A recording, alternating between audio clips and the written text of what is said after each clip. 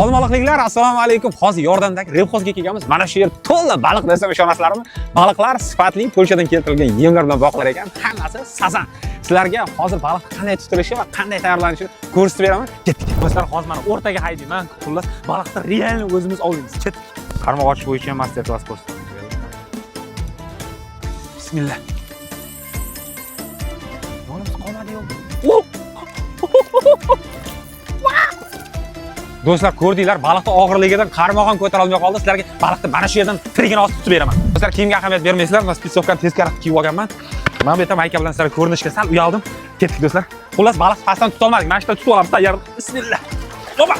Hoppa. Hoppa. Doda o'jasi chiqdi. Do'stlar, baliqni kilogramga qo'yamiz hozir. 3 kilo 200 gram. Moshni ketdik. Do'stlar, baliqni olib kelib, afsona shef poveri Asadbekka topshirdim. Aka, qanaqa pishirib berasiz baliq? Qarang, ko'pchilik bizdan sousga dimlangan baliqni so'rayapti. Sizga bugun ajoyibini, qovurmasini beraman. Qovurilganini o'zini. Albatta. Olg'a do'stlar, ketdik.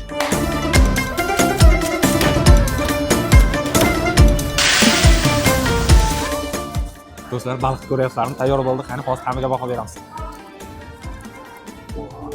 Bismillah.